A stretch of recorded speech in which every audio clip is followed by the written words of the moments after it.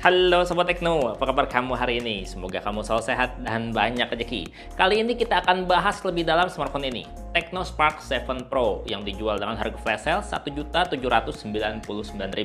Atau kamu bisa cek aja di deskripsi video, di situ ada link untuk cek harga terupdate dari smartphone ini sob.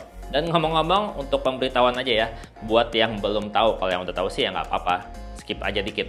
Ini merek Tecno tuh merek global sob. Transsion Holding itu punya 3 merek di bawahnya, yang diantaranya adalah Tecno, Infinix, dan satu lagi adalah itel. Dan Tecno ini adalah yang bagian premiumnya, katanya sih gitu. Dan di harga Rp1.799.000, smartphone ini tuh ngandelin yang pertama adalah bagian performanya yang udah kenceng, udah ngebut di kelas harga setara. Karena Spark 7 Pro ini pakai prosesor kenceng Helio G80, terus juga udah pakai memori lega 6GB RAM dan juga 64GB internal storage yang selama saya pakai nih ya, untuk penggunaan harian itu selalu lancar dan nyaman banget, tanpa masalah walaupun buka banyak aplikasi sekaligus. Iyalah, RAM-nya gede. Nggak cuma performa harian aja sob, tapi kalau buat main game juga HP ini tuh udah enak banget, performanya udah ngebut banget. Apalagi layarnya ini udah 90Hz. Layarnya tuh luas dengan ukuran 6,6 inch HD+, dan rasio layarnya udah 20:9, yang visualnya tuh nggak berasa burik, tapi cukup tajam dan jernih. Kalau dilihat dari berbagai sisi tuh tetap bagus kualitasnya. Dan kalau di bawah sinar matahari juga masih nyaman buat penggunaan. Dan karena udah 90Hz refresh rate-nya, kalau buat scrolling sosial media atau main game yang udah super frame rate tinggi juga asik aja. Nah, saat dipakai buat main game Mobile Legends, HP ini tuh udah support mode high frame rate dengan grafis mentok di high. Ultranya belum kebuka. Dan pada saat dimainin dengan settingan grafis maksimal, ini tuh udah lancar, udah asik, udah enak banget sob. Kalau buat main game PUBG Mobile juga udah asik, walaupun kalau buat PUBG belum bisa frame rate ekstrim. Mentok di ultra aja, dan yang kamu lihat ini saat saya main di grafis balance dan frame rate ultra. Udah lumayan lancar dan lumayan asik buat main. Ada sih kadang-kadang ngedrop frame-nya, tapi ini masih cukup nyaman, nggak ngeganggu asiknya main. Buat yang penasaran sama Genshin Impact juga HP ini bisa buat main. Tapi agak patah-patah sih, agak ngedrop frame sih, agak lagging gitu kalau misalkan pas lagi bertarung sama musuh sob. Emang ini game tuh berat banget. Ini pada settingan grafis apa adanya ya, nggak diubah sama sekali. Ya wajar sih, HP mahal juga belum tentu bisa lancar mulus buat mainin game ini. Ya kalau buat main game sih ini beneran udah asik ya, kelas COD Mobile atau PUBG Mobile ini udah asik banget buat main. Apalagi adanya fitur Magic Button yang bikin tombol volume jadi tombol L1 L2 yang berguna banget buat main game-game bergenre FPS. Ya walaupun nggak saya pakai fitur ini, karena saya lebih suka main pakai 4 jari aja. Keunggulan kedua dari smartphone ini adalah di bagian kameranya sob. Karena biasanya kalau HP yang harganya hemat, performa dahsyat, itu biasanya HP-nya kameranya tuh agak sedikit berkabut. Tapi Tecno Spark 7 Pro ini enggak sob. Kamera selfie-nya 8 megapiksel dengan aperture f2.0 dan POV atau sudut pandang cukup lebar 81 derajat. Dan udah dilengkapi LED flash untuk selfie di kondisi gelap. Hasil foto-foto selfie-nya sih udah cakep dan jernih sob. Udah bisa banget lah kalau mau dipajang di sosial media supaya tetap eksis.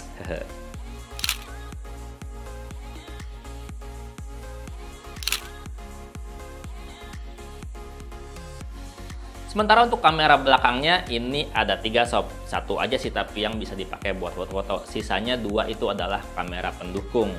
Kamera utamanya 48 megapiksel dengan aperture lebar f1.8. Terus kamera bokeh 2 megapiksel dan satu lagi adalah kamera AI. Hasil foto-foto kamera utamanya tuh cakep dan jernih kalau kondisinya di pencahayaan yang baik. Detailnya tuh dapet banget dan warnanya juga bagus. Udah bisa banget nih kalau diandalin buat foto-foto kalau mau buat jualan online. Kalau untuk mode potretnya juga efek blurnya udah cukup rapi. Jarang banget loh yang namanya salah ngeblur walaupun backgroundnya rumit. Dan kalau untuk foto-foto di malam hari hasilnya tuh gini sob. Ya hasil fotonya lebih detail dengan tone warna yang jadi agak ngepop gitu. Bagian terang lampu tuh detailnya ketangkap walaupun agak overexposure sih. Jadi berasa kayak berkabut gitu. Tapi ini tuh udah keren sih. Ya kalau untuk foto-foto sih HP ini tuh udah cukup banget ya, udah cukup bagus lah. Ya walaupun nggak bisa dibilang istimewa, tapi udah bisa banget lah untuk mencukupi kebutuhan foto-foto sehari-hari. Nah sementara kalau untuk perekaman video, HP ini tuh baik kamera depan maupun kamera belakangnya dia tuh bisa rekam video hingga 2K. Bisa juga video mode bokeh dan juga video mode cantik. Walaupun kalau untuk mode bokeh dan mode cantiknya ini, dia tuh cuma mentok maksimal di 720p aja. Kayak gini hasil rekaman videonya. Nah, ini dia hasil rekaman video menggunakan resolusi Full HD 1080p aja. Kalau dipakai buat jalan kayak gini sob, masih agak-agak bergetar ya, karena emang dia belum ada stabilisasi kayaknya. Nah, kalau untuk kamera depannya kayak gini, sama kayak kamera belakangnya tadi, masih agak bergetar kalau dipakai buat jalan. Dan untuk suaranya sendiri, menurut kamu gimana sob? Bagus nggak kualitas suaranya? Ini saya pakai softcase ya, jadi kalau misalnya kualitas suaranya agak turun, mungkin karena softcase-nya juga. Biasanya kalau HP rekaman videonya tuh suaranya kurang jelas, kalau dilepas softcase sedikit lebih baik sih gitu. Nih hasil rekaman video kalau menggunakan beautify-nya on ya, muka saya tuh kelihatan jadi agak lebih halus gitu sih. Dan kalau misalkan buat bokehnya kayak gimana, saya kasih lihat. Nah, kalau hasil rekaman video pakai bokeh efek kayak gini sob, ya udah lumayan sih. Walaupun nggak sempurna-sempurna banget, tapi ini tuh udah lumayan bisa ngasih video efek bokeh dengan cukup rapi. Selain kedua andalan tadi dari smartphone ini, yaitu di bagian performa maupun di bagian kamera, smartphone ini juga nggak ngelupain yang namanya bagian tampilan sob, bagian desain. Karena bagian desainnya ini tuh udah beneran gaya. Kalau tampak depannya udah pakai layar punch hole yang bikin udah kayak HP mahal. Ya walaupun bezel bawahnya masih tebal ya.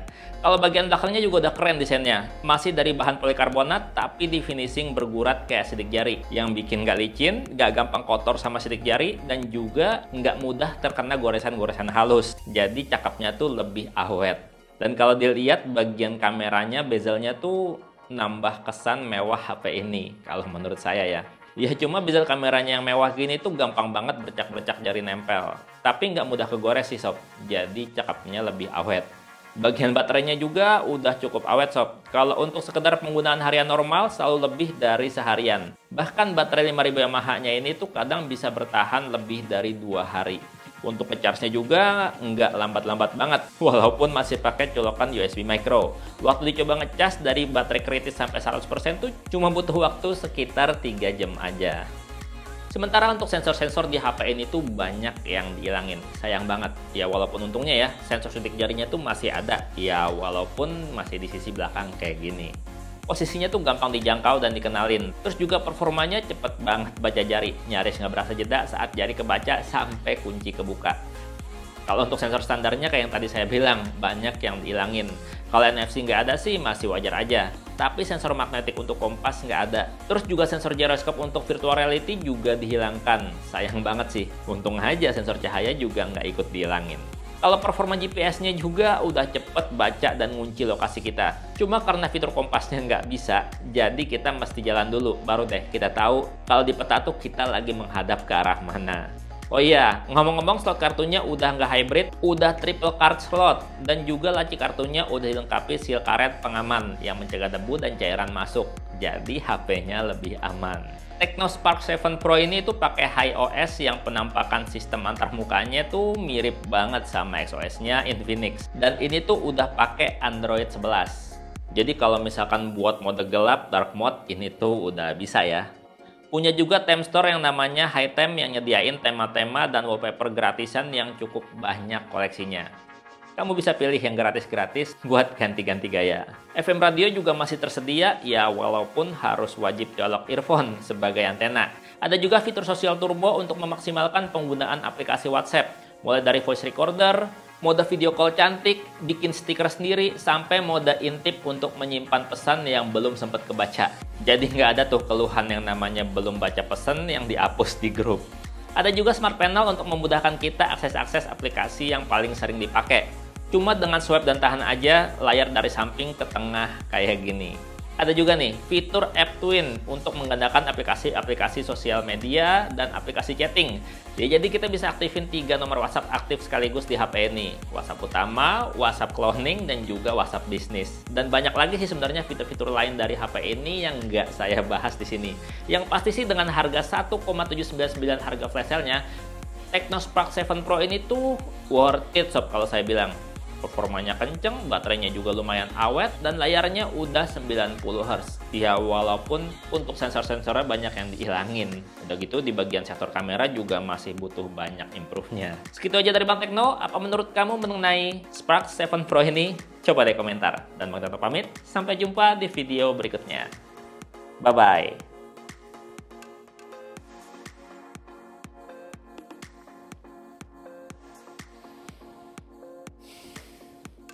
Spark 7 Pro.